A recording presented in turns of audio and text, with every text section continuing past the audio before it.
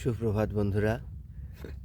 রাতে একটি চমৎকার জায়গায় আমরা ছিলাম, সেই জায়গাটা আপনাদের একটু শেয়ার করতে চাই।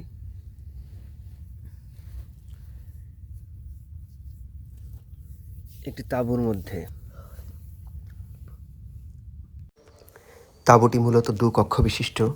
আমরা এই কক্ষে 4 জন ট্যুর পার্টনার রাত্রি যাপন করেছি এবং পাশে যে কক্ষটি আছে এখানে আমাদের যে সমস্ত জিনিসগুলো ছিল সাথে ব্যাগ, জুতা, স্যান্ডেল, প্যান্ট, শার্ট এগুলো আমরা সব এখানে রেখেছিলাম।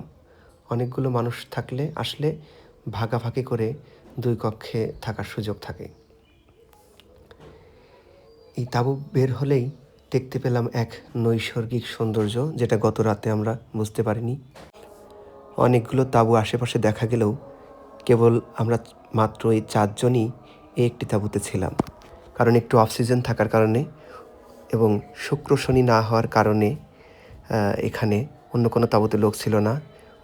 মানচিত্রের দক্ষিণ পূর্ব দিকে অবস্থিত জায়গাটার নাম ঢালচর, আর এই বীজটার নাম, পাশে যে বীজটার নাম হচ্ছে তাড়ুয়া বীজ। সূর্য দেবতা মাত্র উদিত হচ্ছে।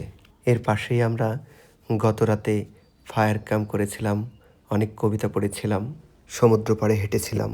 যে ছায়ের যে অবশিষ্ট অংশটা এই যে এখানে দেখা যাচ্ছে, ঠিক এখানেই ফায়ার ক্যাম্প হয়েছিল।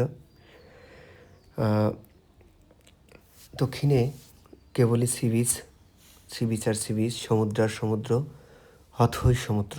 আমরা বুঝতে পারিনি গত রাতে আজকের দিনের সৌন্দর্যটা এত বিস্ময়কর হবে। এই ট্যুরটা সত্যি দীর্ঘদিন আমাদের স্মৃতিপটে বন্দী হয়ে থাকবে, কোনোভাবেই ভোলার নয়। বেশ রোমাঞ্চকর একটি ট্যুর ছিল বটে। একটু দূরে এই যে এই গাছটির এখানে বেশ কিছু হ্যামক রাখা আছে, হ্যামকে চড়ে মানুষ দোল খেতে পারে।